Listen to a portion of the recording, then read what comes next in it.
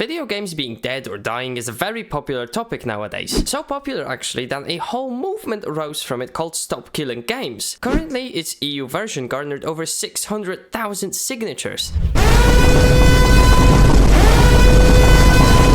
I wanted to issue a very brief warning. Watch out, as this video contains my opinions, which in today's standard might be too much for some people to handle. Starting this off with an honorable mention, we've got the community. There is many ways the community can kill a game. Natural, simply losing interest and abandoning it, to more self-induced, like having streamers and pro players directly influence the upcoming changes. As much as you might think it is, the community honestly rarely is the cause of a game's death. Every game has its lifetime, so people slowly leaving and losing interest is something inevitable. And even when the game's balancing and updates are made for that 0.1% of players liking, there is always a group of diehard fans that will play it no matter what happens. As much as I would love to talk more and more and stretch this video to the max to maybe get some more money in the future, I honestly think that the diehard fans argument is just superior to everything I would say. You could so easily make an argument that if a game has even a handful of players, it is not dead. So with that, I'll put it in the "good boy, you almost made it" chair right next to our podium.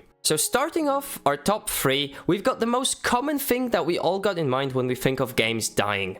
The developers. The developers slowly destroying their own game is like a kick streamer being a crypto scammer. And just like with a community, there is also many ways for devs to destroy a once beloved game. Pulling the plug usually happens when a game's natural lifespan ends. There's both less interest from the players and less attention from the developers, so ultimately they decide to put it out of their misery and simply shut the servers down for good. There are also cases when a game shuts down weeks or even months after its release just because it turned out to be a complete flop. Still, this is generally one of the most acceptable ways of quote-unquote ending a game. On the other hand, let's look at some situations when it didn't really sit well with the players. When talking about abandonment, a perfect example that comes to my mind is Battlefield 5, a game that, despite being released in 2018, still maintains a very solid player base to this day. And no, by solid, I don't mean 100 players that grind this game out for days. I'm talking about thousands of people playing it right now, with the Steam charts showing a whopping 14,000 people actively playing daily. And that is on the PC, excluding both consoles, so realistically, it's probably at least double that. This is way more than the newest 2042, which hovers in the low 8,000s. So with all that data, it absolutely baffles me that this game does not receive any new content updates whatsoever, only some occasional minor bug fixes. The official development of BF5 has stopped back in 2020, yet since, that's been the most popular game in the franchise, and they still refuse to do anything for the community. I honestly think that all it takes is one content update at a time, let's say once a year, and it would still maintain or even grow the current player base. It doesn't have to be some fireworks, just add a new map, a new gun, or just a new vehicle. But I mean, this is EA after all, so we shouldn't be expecting much from them. Developers might still be the most common reason people got in their heads when thinking of a dead game, but nowadays I think there are so many more different factors to take into account than just the devs. That's why I'm putting it in the 3rd place. Don't get me wrong, it is still high. This is a top 3 after all. Hello, I like money.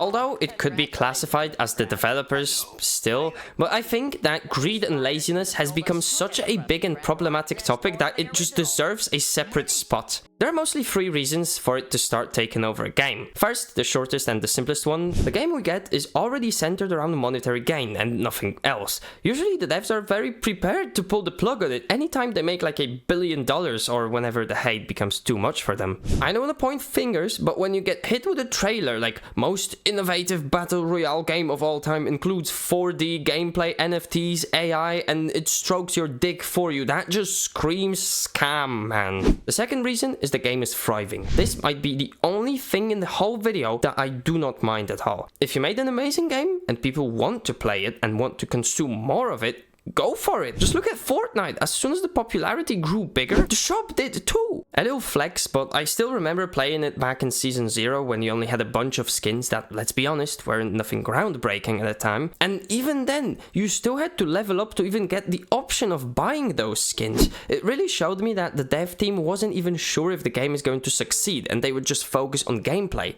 But then all of a sudden, boom, Fortnite blows up and we get the first battle passes, the first collabs, the first very high quality quality skins. The third, in my opinion, the most pathetic reason is that the game is on a decline. The developers realize that the ship is slowly sinking, and instead of helping it get back up, they just try to make the most out of it while it lasts. This was a huge case with Apex up to some time ago. Apex was in a huge decline, losing thousands upon thousands of players every month. From bad updates to poor balancing and lack of content, there was just nothing good about it. The game was objectively bad. Instead of getting new legend heirlooms, we would start getting recolors of the already existing popular ones that sold the best.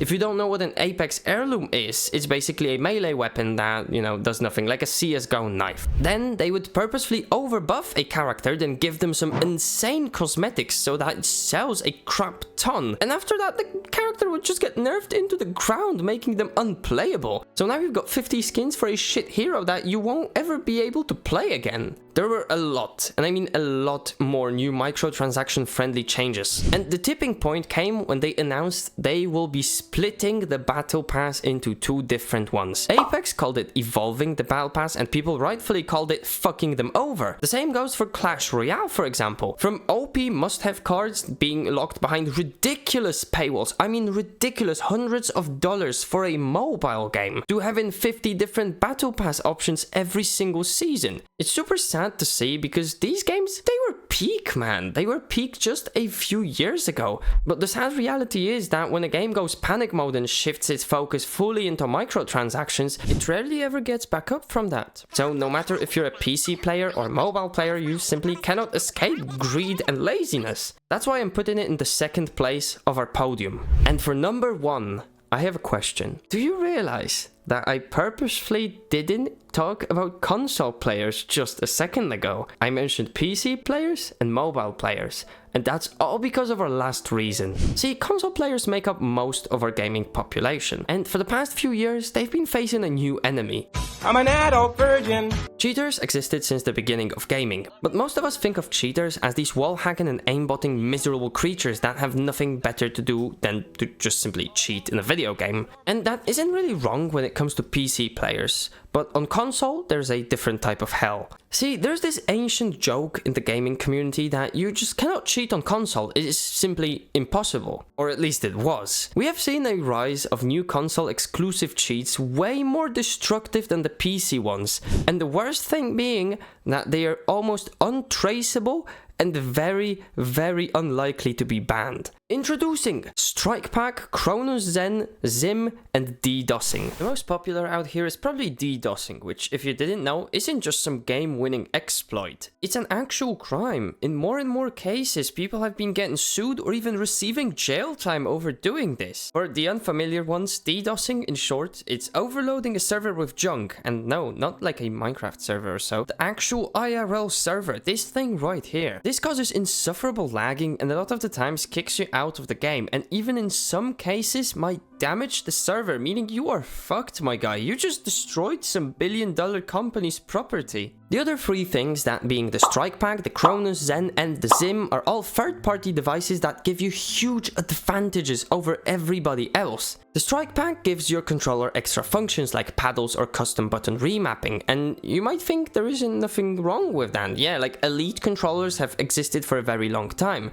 But then you read that the Strike Pack also includes anti-recoil scripts. The Cronus Zen is very similar to it, but it only gives you the anti-recoil scripts, but better than the Strike Pack ones. Cronus Zen can also enhance the strength of aim assist, practically giving you aimbot. Lastly, we've got the Zim. Zim is a very straightforward tool. You plug it into your device and then plug in a mouse and keyboard. Boom! Just like that, you can now play MNK on console. Worst of all, the game still thinks you're in controller, so the aim assist buff applies. These things are absolutely ruining the shooter scene right now. Back a few years ago, if you put in the time and work, you could eventually get into the highest ranks of your favorite game. But that shit's gone now. Every online shooter is overrun by these cheaters, and I'm not talking like 10 to 15% of the best players are maybe hiding that they're using a Cronus Zen, a Zim, or a Strike Pack. No, these numbers reach anywhere from 70 to 80 or even more %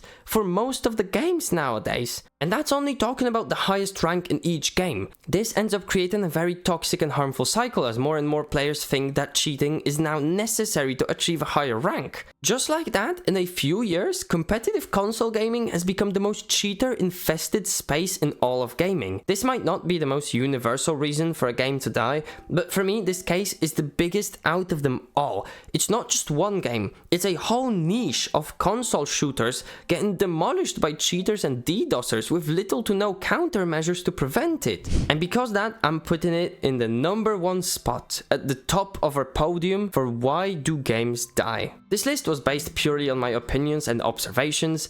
Be sure to let me know in the comments how your podium would look like, especially if your gaming taste is in, the most generic shooters, and a complete 180 from mine. Other than that, thank you so much for watching. Be sure to like, sub, whatever, give me a comment or something, and have a good day. Bye bye.